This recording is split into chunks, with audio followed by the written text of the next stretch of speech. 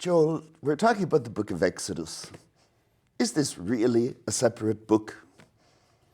How do we fit this into the whole story of the Pentateuch?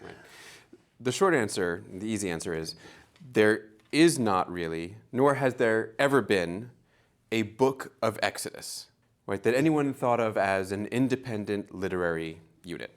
It never exists on a separate scroll. On a separate scroll, it exists. As a separate book, not. Right? It is a volume. It is one volume of the 5-volume work that is the Pentateuch, or the Torah. And it really can't exist by itself. The story picks up as a continuation of the end of Genesis and continues on into Leviticus and following. I don't think anyone ever considered the story beginning with, as it does, the death of Joseph. But mind you, when Joseph goes off the scene, you get an entirely new cast of characters. You know, in Genesis, we've been talking about family stories, about a couple of patriarchs. Now you get into Exodus, you've got a whole people suddenly. And it feels different. I think it should feel different. What we have here with the patriarchs on the one hand and the Exodus story on the other, I think what we have here are two originally separate and probably competing notions of how it is that Israel has claim to the territory in Canaan that it now occupies. In Genesis, in the stories of the patriarchs, we have this family that wanders from place to place and builds altars and buries its dead and lays claim to parts of the land. And that seems to be some original story of how it was, God promised us this land and we have been living here ever since. The Exodus, on the other hand, looks to be a completely different tradition in which the people is taken out of Egypt and brought by God into this land that they now occupy, including the whole notion of the conquest. At some very early stage, I think these two stories were brought together into a single continuous narrative. But the tension that you were sensing between the different characters and the different style of story on the one hand and the other, I think that's probably representative of, reflective of those different origins traditions. But let me complicate the story a little bit first of all. This would work very nicely if we just had one clean story in Genesis and another clean story in Exodus, and you could say that somebody then put in the story of Joseph to tie them both together. Now, the problem is, as you well know, that when you get into Exodus, we're hopping from one strand to another. That's right. That's the other problem with saying that Exodus is a book, a literary unit on its own, is that it is, in fact, like Genesis and like the rest of the Pentateuch, composed of multiple different strands, different stories that have been interwoven together. They start at the beginning of Genesis and run all the way to the end of Deuteronomy. We call them by what now seem like rather odd names because they're just letters. We call them J and E and P are the ones that are present in the book of Exodus. J stands for Yahwist, which is to say this is the document and the author who used the divine name Yahweh all the way back at the beginning of Genesis. Right? This is the author who says that people have been calling Yahweh by his name since the beginning. E is the Elohist, who claims precisely the opposite, that in fact, for a long time, we referred to God just as Elohim until, in fact, Exodus 3, when God reveals his true name to Moses.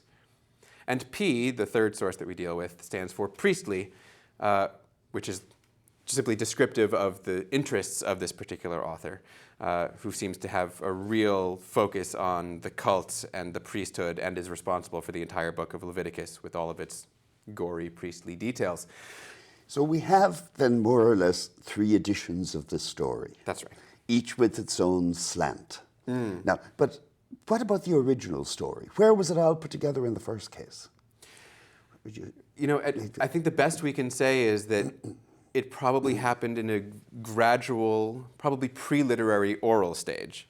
That is, as the nation of Israel grows and develops, and as different people come in and become part of it, and as they intermarry and their family stories get tied together, this epic sort of gradually develops over a number of probably centuries, incorporating native patriarchal stories, perhaps some stories that came from outside of Israel, like the Exodus, which certainly has its origin outside of Israel, like the story of Sinai, right? The revelation at a mountain that is certainly not in Israel. Right? As these stories get brought together, I think they get tied together into an overarching epic that then each of those sources becomes a different literary manifestation of. Now, we had a famous predecessor at Yale named Brevard Childs, who would have said, well, so what? Granted, well, I think he would have still acknowledged that all of these were woven together, but he'd say that what really matters for us is the final story. What do we gain by pulling them apart? Well, from a purely historical angle, that is, if we want to know something about the community that produced the text, right? As we pull back the curtain, so to speak, and we get at these original source documents that made up the final form that we now read, we're seeing in them aspects of ancient Israelites' biblical thoughts. And they are so different. I mean, this is not as if we have one simple theological agreement and then they all have slightly different instantiations of it. There are major theological differences. And I think it's very valuable to recognize that even in ancient Israel, in what we think of as the biblical world, there were multiple, diverse, quite different views of Israel's history, God's relationship with Israel, and these sorts of things. You know, for Christians, I think a good analogy is the four Gospels. Fortunately, somebody actually took those apart. Well, it didn't take them apart because they were composed separately, but kept them apart. And so people can see them. But now, when I was young, it was quite popular to have versions of the Gospels that just fused them all and wove them into one story. And people had been doing that since antiquity. That's right. The problem with the book of Exodus is that this got done very early, and that's what we actually have in the Bible. That's right. Is a kind of diatessaron. That's exactly a combination of these four different strands. That's right. So, I mean, being able to see that there are different stories not only is interesting historically, but it also actually allows us to grapple with some of the problems in the text. Right? We tend to, as you say, we tend to do is sort of fuse the text into a clean narrative for ourselves. Right? We tend to, when we tell the story in our various communities, when we learn the stories as children, right? We learn them in this very clean, easy form. When you actually try and read the text, you run up against all sorts of bumps and, in fact, places where you sort of have to stop short and say, I don't understand that story. I don't understand what it just said. And rather than forcing ourselves into, tying ourselves into knots, we can appeal to the history of the composition of the text as a way of explaining, how these contradictions and problems came to be. Now, there's another kind of bump that we run up against. You're probably familiar with the old joke of the kid who comes home from school and tells his parents how he heard this wonderful story, how a group of Israelites were escaping from Egypt and were trapped at the sea, and God sent in the Israeli Air Force to bomb the Egyptians. And the father said, "Is that what they told you?" And the kid says, "No, but if I told it to you the way it's written in the book, nobody would believe it." So, you've got a few tall stories in this book. We do have a few tall stories in this book. And actually, I think this is something that I would ask you. How much of the book can we trust? Right? How much can we say is historically accurate, and what does it matter, one way or the other? Yeah, I figure there must have been something. It's not the kind of story that people make up about themselves typically. It's not a glorious beginning. So I figure there were people in ancient Israel who had been slaves in the land of Egypt and got out of there somewhere.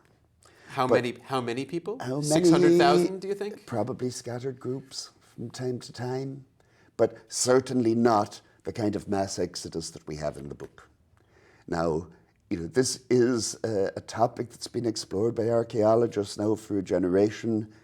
The people who settled in Canaan didn't have a whole lot of Egyptian crockery or anything that they brought with them. If they despoiled the Egyptians, as they say in the story, they must have lost it all in the wilderness somewhere.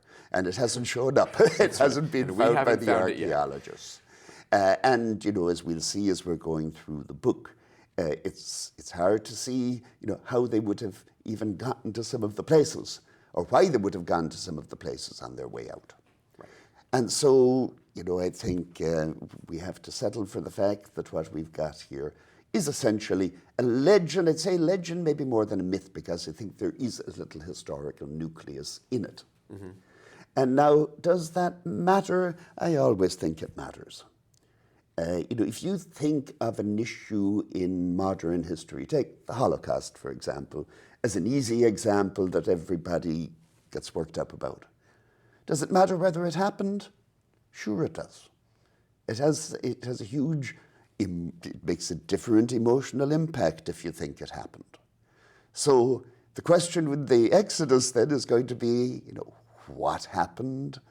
And I think it doesn't have to have happened in exactly the same way. Good stories often get exaggerated. Mm-hmm. So, a myth is not untrue. It's just a different mode of telling the story. But we do have to worry a little bit about what kind of reality is underlying these stories. But you think it's important that something did happen. Do you think that also about stories like the flood? No, it's also important that something didn't happen every now and then. It's just important to get clear on that, to get clear on what kind of story we're dealing with.